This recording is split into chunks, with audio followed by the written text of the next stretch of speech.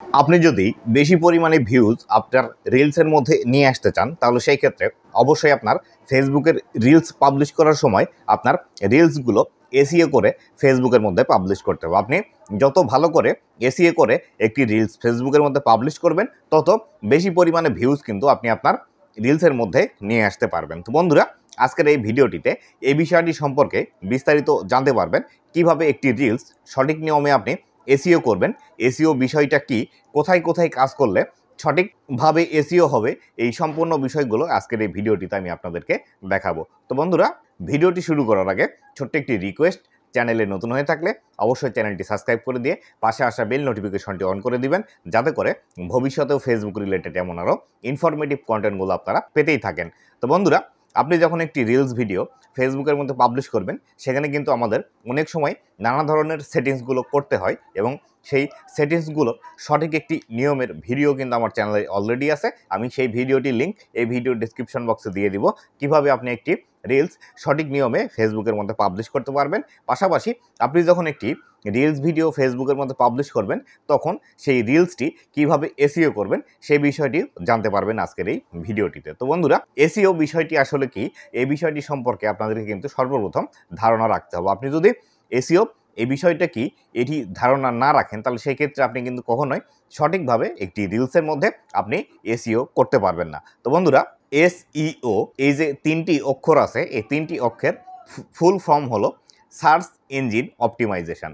Search engine optimisation বলতে যে বিষয়টিকে বোঝায় সেটি হলো যখন কোনো একজন ব্যক্তি কোনো একটি বিষয় দেখার জন্য সার্চ করে থাকে, সেই সার্চের যে মূল টপিকটি থাকে সেই মূল টপিকটি দিয়ে বা কিওয়ার্ড দিয়ে আপনি যখন আপনার একটি ভিডিও এসইও করবেন তখন কিন্তু সার্চ রেজাল্টে দ্রুত আপনার ভিডিওটি র্যাঙ্ক হওয়ার সম্ভাবনা আছে, অথবা আপনার এই একই রিলেটেড কেউ যদি ভিডিও সার্চ করে থাকে তাহলে সেই ক্ষেত্রে সেই ভিডিওর সাজেস্টে আপনার ভিডিওটি কিন্তু যাওয়ার সম্ভাবনা থাকে। তো বন্ধুরা, এটি আসলে কিভাবে কাজ করে সেটি আপনাদেরকে একটু ভালোভাবে বোঝানোর চেষ্টা করি। দেখুন, আপনি যখন একটি রিলস ভিডিও ফেসবুকের মধ্যে পাবলিশ করছেন, সেই রিলস ভিডিওর মূল যে টপিকটি আছে বা আপনি রিলসের মধ্যে কোন বিষয়টি দেখিয়েছেন সেই বিষয়টি ভিডিওর মধ্যে অবশ্যই কিন্তু আপনাকে বলতে হবে। পাশাপাশি আপনার টাইটেলের মধ্যে সেই বিষয়টি রাখতে হবে এবং একটি হ্যাশট্যাগের মধ্যেও সেই বিষয়টি রাখতে হবে। এই তিনটি বিষয় আপনি যদি মেনটেন করে একটি রিলস ভিডিও তৈরি করে ফেসবুকের মধ্যে পাবলিশ করেন তাহলে সেই ক্ষেত্রে আপনার এই ভিডিওটি কিন্তু এসইও হবে। ধরুন, আপনি যদি একটি ভিডিও রান্নার তৈরি করে থাকেন এবং সেই ভিডিওটি যদি সম্পূর্ণরূপে এসইও করতে চান তাহলে সেই ক্ষেত্রে আপনাকে যে কাজটি করতে হবে সেটি হলো আপনি আপনার রান্নার মধ্যে যে বিষয়টি দেখাচ্ছেন অবশ্যই সেই বিষয়টি কিন্তু আপনাকে ভয়েস ওভারের মাধ্যমে ভিডিওর মধ্যে অবশ্যই আপনাকে বলতে হবে। এবং ধরুন, আপনি যদি মুরগির মাংস রান্না করেন তাহলে সেই ক্ষেত্রে মুরগির মাংস রান্না রেসিপি এই বিষয়টি আপনাকে ভিডিওর মধ্যে বলতে হবে। পাশাপাশি আপনার যে ভিডিও টাইটেলটি দিবেন সেই টাইটেলের মধ্যেও কিন্তু আপনাকে মুরগির মাংস রান্নার রেসিপি এটি লিখতে হবে। এবং পাশাপাশি আপনি এই বাংলা লেখার পাশাপাশি আপনি যদি সেখানে ইংলিশও লিখতে পারেন যে চিকেন কুকিং রেসিপি, এটি ইংলিশেও লিখতে পারেন।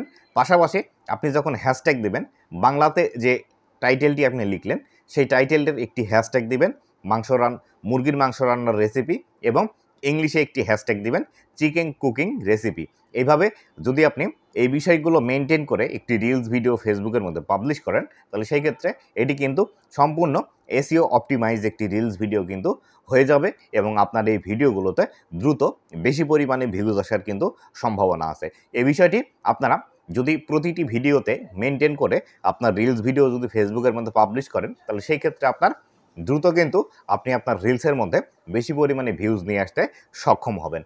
তো বন্ধুরা, আমি যে বিষয়টির কথা বললাম এই বিষয়টি আপনি একটি দুইটি ভিডিওতে করে কখনোই কিন্তু এর রেজাল্ট পাবেন না। এর রেজাল্ট পেতে হলে অবশ্যই কিন্তু আপনাকে প্রতিনিয়ত আপনি যে রিলস ভিডিওগুলো পাবলিশ করছেন অবশ্যই সকল রিলসের মধ্যে এই বিষয়টি আপনাকে মেনটেন করতে হবে। তো বন্ধুরা, আপনাদেরকে যে বিষয়টি আমি বোঝাতে চাচ্ছি আশা করি আপনারা বুঝতে পেরেছেন। যদি আপনারা এই বিষয়টি বুঝতে না পারেন তাহলে সেই ক্ষেত্রে আমাকে কমেন্ট করে জানিয়ে দিবেন যে আসলে আমি যে বিষয়টি আপনাদেরকে বললাম এই বিষয়টি তাহলে আপনাদেরকে একদম প্র্যাকটিক্যালি দেখিয়ে দিব কিভাবে একটি ভিডিও সম্পূর্ণরূপে এসইও করে আপনারা ফেসবুকের মধ্যে পাবলিশ করবেন। তো বন্ধুরা, এই ছিল আজকের ভিডিওটি কেমন লেগেছে অবশ্যই জানাবেন এবং ভবিষ্যতে ফেসবুক রিলেটেড এমন আরও ইনফরমেটিভ কন্টেন্টগুলো পাওয়ার জন্য অবশ্যই আমার ফেসবুক পেজ এবং ইউটিউব চ্যানেলের সাথেই থাকবেন।